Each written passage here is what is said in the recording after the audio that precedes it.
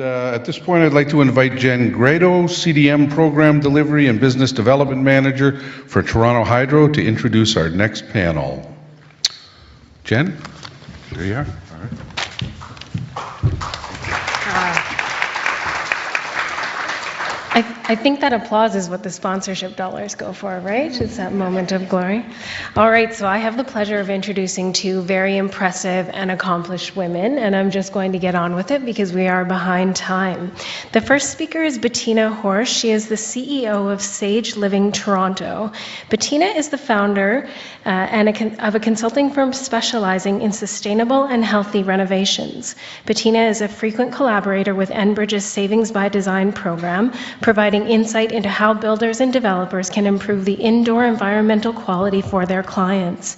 And she presents throughout Ontario on issues of health and wellness in the built environment.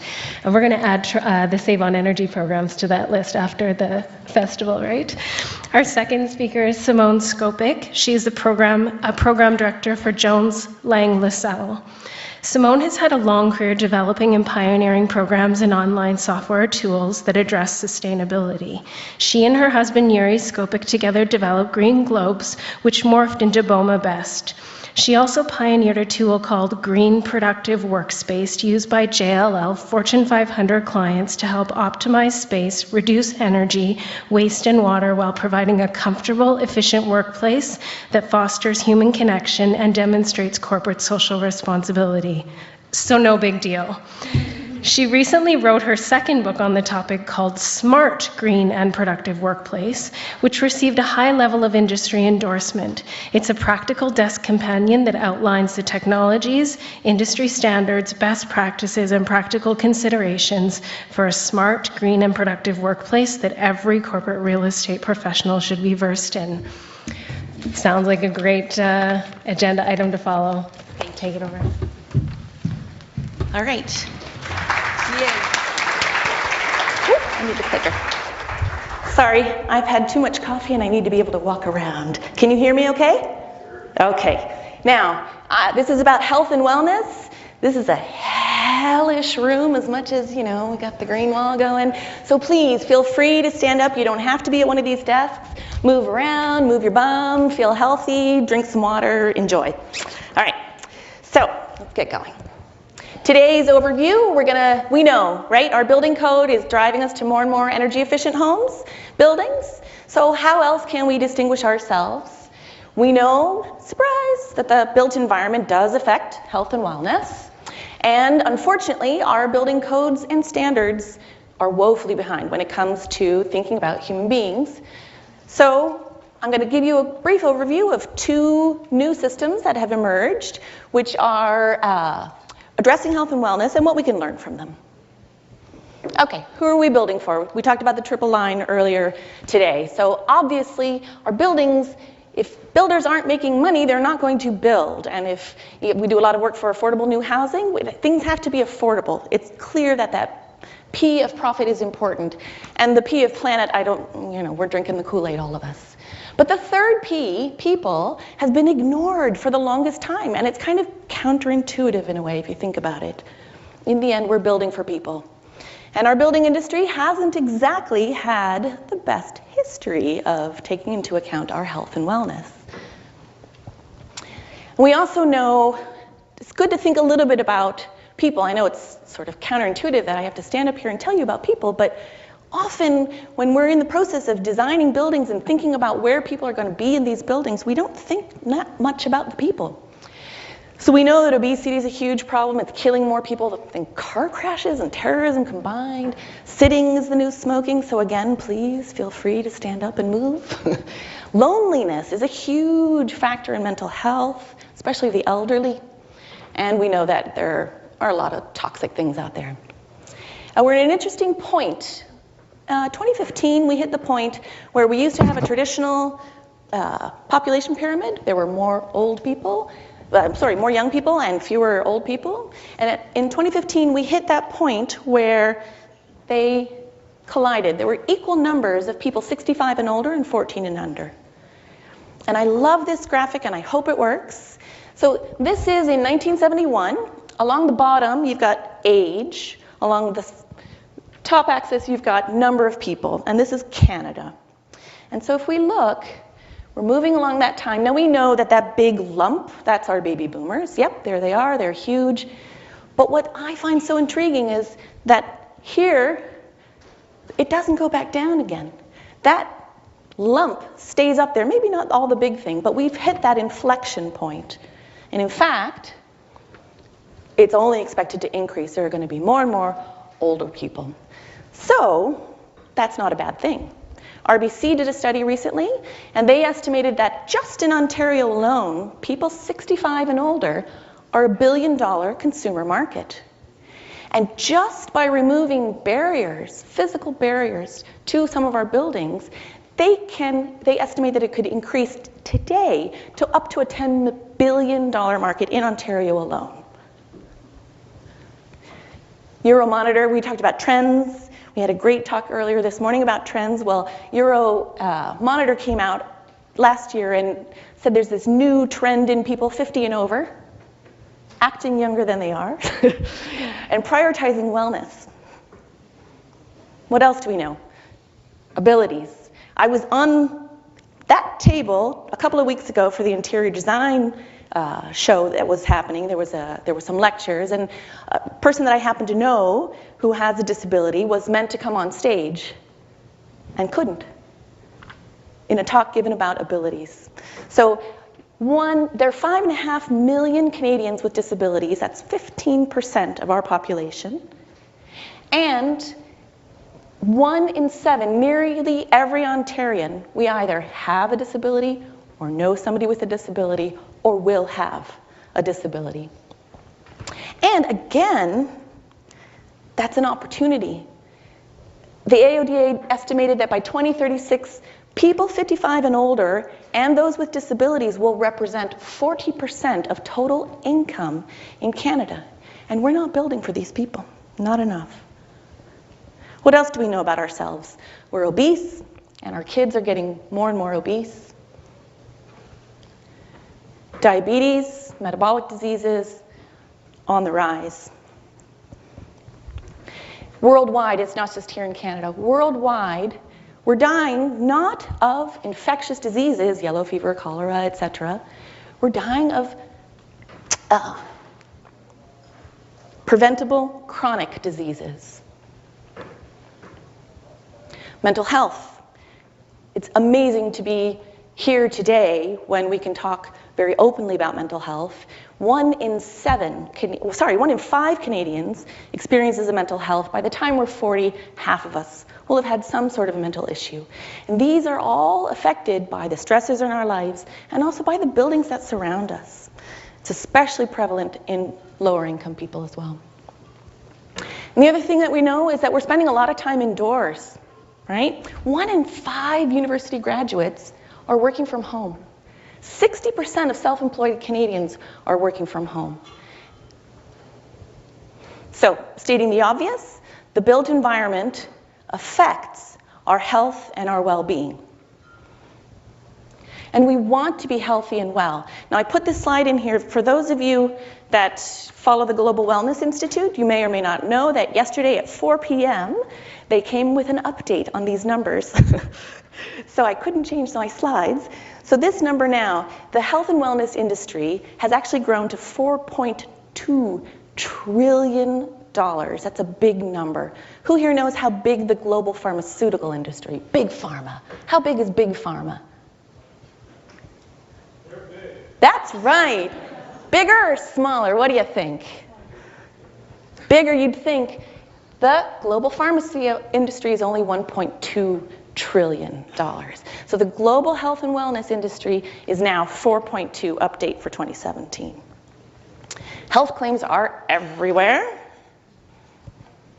And our regulation is woefully inadequate. This is my favorite slide. You know, this is our ASHRAE standard. And I'd like you to just have a look at the title. It's the ASHRAE standard for air quality, for acceptable. Not good, not great, not the best, but for acceptable air quality.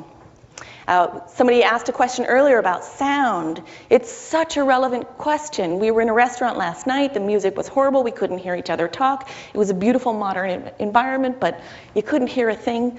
And a lot of our designs are based on things like STC ratings. STC ratings are laboratory ratings only on voice transmission in an artificial lab setting. They don't take into account flanking noises or anything like that. We're woefully behind when it comes to standards and practices that can help us really think about the comfort and well-being of human beings. And we're not in big pharma or big food. Our building products are not subject to any kind of testing for the health and well-being of humans. So of the 80,000 known chemical components that make up our building industry, our glues, our adhesives, our flooring, our whatever it is, of the 80,000, only a couple of hundred have ever been tested for their effect on human health. And of those few that were tested in isolation for an end result of death, 5 were found to cause death and eliminated. But the reality is the remaining 79,800, and that's a growing number, we don't know. We're living in this bizarre experimental chemical soup. For those of you that know somebody with multiple chemical sensitivities, more and more, often, in fact, we in the green building industry are the first to encounter them because they're starting to realize the effect of all this attack on our systems.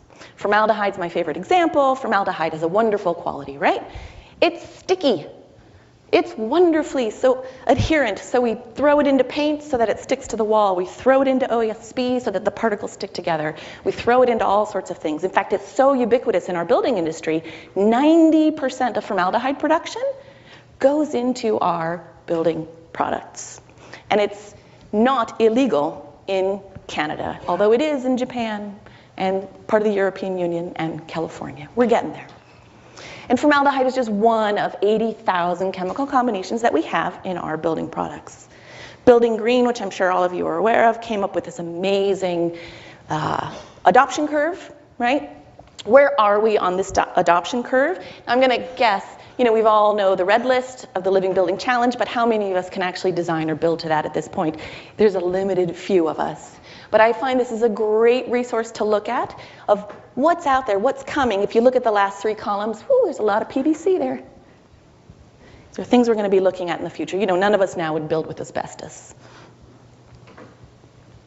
So it's probably important, I talk about health and wellness, but what's the difference between those two? So I looked to the World Health Organization for the definition of health. So it's a state of complete physical, mental, and social well-being, and not just the absence of disease or infirmity. And then this Global Wellness Institute that came out in 2007 says that wellness is an active process where people become aware of and make choices towards a more successful existence. So it not only your physical, mental, and social, but your intellectual, your spiritual, your occupational well-being. And back in the 70s already, we knew that these two things were interrelated, but also separate. You can be physically unwell, but have a sense of well-being, and vice versa.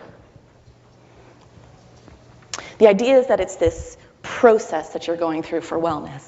So this corrected $4.2 trillion industry, when the global economy was declining, global wellness was growing. And what is our piece? All of us in this room. So these updated numbers I can now tell you. So workplace wellness, which we're going to have a great presentation from Simone on, actually grew globally by 6.4% and has grown by 4.8% in the last 2 years. It's now a $48 billion market, global billion-dollar market. And global wellness real estate, right, which is including residential, hospitality, mixed use, etc. It still continues to be the fastest growing. It was at 119 billion, it's now at 134 billion. So to put that into perspective, it's about 1.5% of annual global construction, and it's about half the size of our green construction market. Okay, so it doesn't, does it cost a lot more? No, the integrated design process, which I don't have to talk to anybody about in this room, we know that the earlier we make these decisions, the more impact we can have and the lower the cost will be. And these less toxic products, it used to be, you'd have to go to our friend in Aurora to get some of these very, very hard to find, healthier for human type of products. They're now available at Home Hardware, and you just have to know to ask for them, and the cost isn't more. Having a healthy building, having a building that focuses on well-being doesn't have to cost more. And the flip side of that is people are willing to pay more. So what can we do?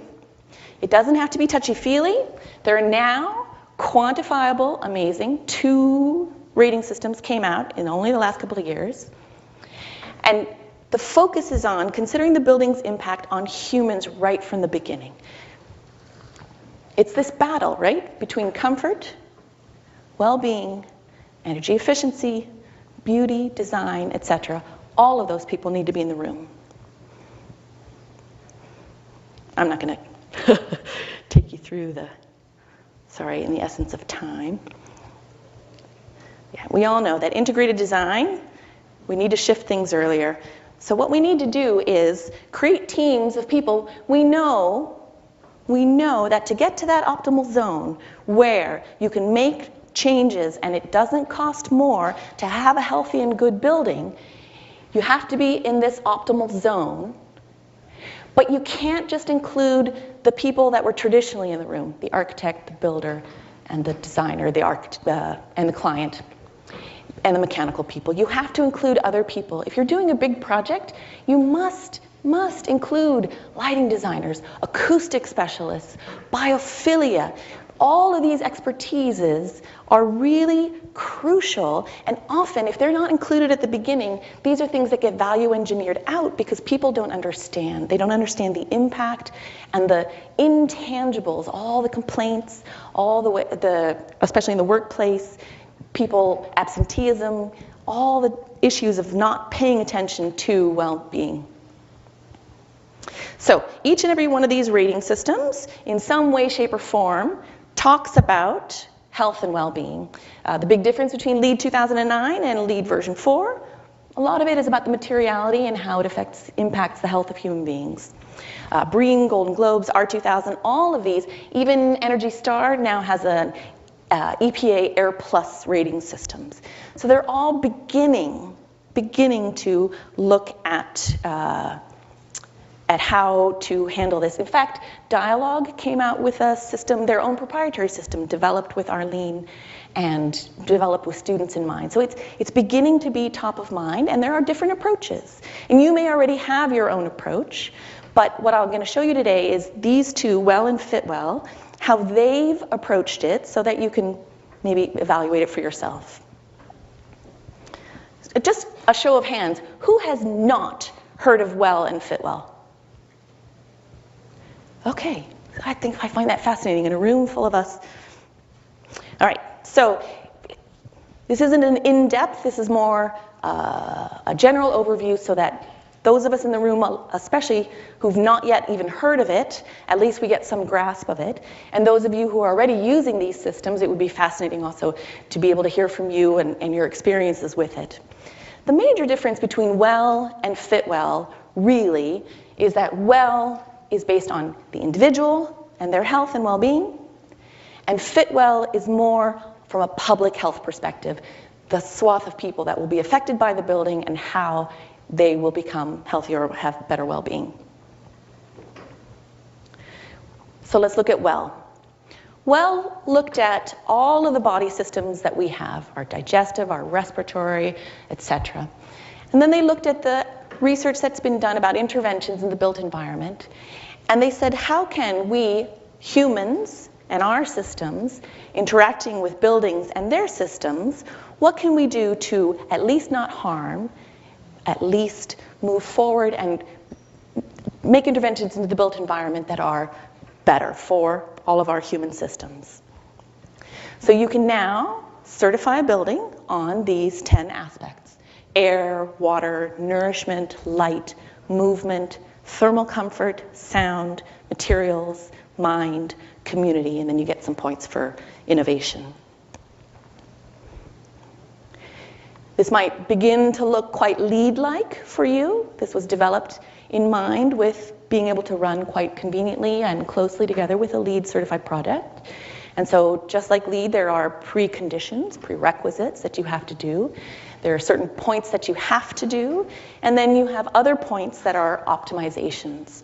And the more you get of those, the higher the rating that you get, just like in LEED. In the end, you add up a whole bunch of points. You get either certified, silver, gold, or platinum. And of course, it does cost some money. It's interesting, WELL has already come out with their version 2. The difference between version 1 and version 2, they went from 7 categories. FitWel also has 7 categories. To 10. There was an almost unlimited upside on the cost for the initial versions of WELL. WELL now has done a different pricing strategy. They've gone to a maximum of $20,000. You can also do a subscription rather than having just a one-off payment type. So it's already in its version 2. It's already being developed and moving in a way that is making it easier for people to use. Let's compare that to FitWel. So FitWel, instead of looking at the individual body systems, FitWel looked at research from the CDC, the Center for Disease Control, and they said, what evidence is there that interventions into the built environment help with public health, overall rates of chronic disease? And so in this case, you can certify a building on how it impacts community health, how it reduces morbidity and absenteeism, social equality for vulnerable populations, increasing physical activity, promoting occupant safety, providing healthy food options, and instilling a feeling of well-being. So similar and different in their approaches. FitWel uses a point system, and the point system is based on an algorithm. And the algorithm has 2 components. One is the amount of evidence that supports a particular intervention. So for instance, there's ample evidence that having a lactation room, it is a US-based, they both are US-based, having a lactation room in an office does promote the evidence that providing a lactation room for an employee overwhelmingly benefits, because overwhelmingly we know that breastfeeding is a wonderful and terrific thing that helps multitudes of people in the community, from the baby to the mother to the families around them. Then the other part of that algorithm is how many people it affects. So how deep the research is and how many people it affects. Well, in their first version, had just a point system. They've now moved towards a little bit more of a weighted point system based, again, on the validity of the evidence. FitWel is a very easy digital tool to use. You go in, you sign up a project, you click 1, 2, 3, and you get your score. It's quite easy and convenient. In fact, WELL has now moved to an online digital platform. It's interesting how they were both introduced more or less at the same time. They're both developing in tandem. Certainly there isn't one. I've heard some people say, oh, FitWel is WELL light. I would vehemently disagree with that. I think they both have their place, and I think they both have their value. So instead of gold, silver, or platinum, you get 1 star, 2 stars, or 3 stars. And the cost is a fixed fee, no matter what it is, $6,500. So for me, it's less about the differences between them and more about the similarities. CGBC runs WELL, BOMA runs FitWel here in Canada. They were both developed basically in tandem with one another at the same time. But what do they look at? So they look at air, they look at water, food. Water, for instance, let's see a difference in the approach. So with water, WELL, the one based on individual systems, they want you to test the water for turbidity, for E. coli as a proxy for other contaminants in the water. And FitWel, they want you to have lots of water filling stations. The documentation for WELL is you must actually do the tests and have ongoing test measures. And you are recertified every 3 years with WELL. And For FitWel, you simply have to upload onto the computer program proof that you have these water filling stations. Food, how do they look at food differently? Well, for instance, would like you to, if possible, limit trans fats, sugary drinks, etc. Whereas FitWel wants you to use choice architecture, putting the healthy food in front, using smaller portions, etc. They both love stairs. They want you to have beautiful, wonderful, gorgeous stairs. They want you to increase movement around places. They want you to encourage movement in whatever building you're doing. They want you to cater to all abilities, connecting to the community, minimizing pollutants and toxins, and obviously light quality, integrated pest management. Can I just see a show of hands? How many people actually use integrated pest management in your projects? Wow, it's like a cricket could go off. Yeah, there you go. It's the same. We need these experts. Bugs, air tightness is wonderful for energy savings and what have you, but it's also really wonderful for pest management. And the more we think about how can we prevent pests from getting into our buildings, then at the early design stages in the integrated design process, the better it is. And so both of these recognize that as well. So what can we learn? First off, these wouldn't exist if there weren't a demand for them. And they wouldn't be going into version 2 if there weren't further demand and proof of demand of them. It's not about getting certified. That's up to you. There's a huge amount of information about both of these systems. It's for free, online, and what is now touchy-feely. You can see how two very disparate, very reputable certification systems are approaching this idea of the touchy-feeliness of being comfortable and having well-being. There's a large and growing consumer demand for health and wellness in the built environment. This is a market we can cater to. We were talking about what are some of the job opportunities in the future. Some of the job opportunities in the future are going to be really being champions for human health and wellness. If 20 years from now, there is never again a conference room built like this, a windowless, awful space where, not a single one of us enjoys being in here for the whole day, and please don't do this, right? This is lovely, but let's not put Band-Aids, right? Let's not put nature Band-Aids, as Jeff says. Let's do authentic and true interventions into the built environment. Specifying low VOC paints, it's like saying I'd like a car with 4 wheels, right? The products are out there today. We have great certifications, Green Guard, and all sorts of manufacturing testing. Even though there is no requirement for the testing, more and more people are testing. We're starting to get health product declarations, still mostly for the US market, but some of those things are coming to us. And the more we demand them and the more we use them, the more these will become commonplace and at no additional cost. So look to products that don't just have their line of healthy products, but those that actually embrace health and well-being. Yeah, we know regulation will not guide us. And then you want to take a holistic approach. So these programs, choose them or not, learn about them. They're useful. They can help guide your decision making, whether you just develop your own system. But the focus is you need a champion for the people in the building. When you're doing the integrated design, you need them throughout, from the beginning, so that things like health and wellness aren't value engineered out. That's it. Thank you.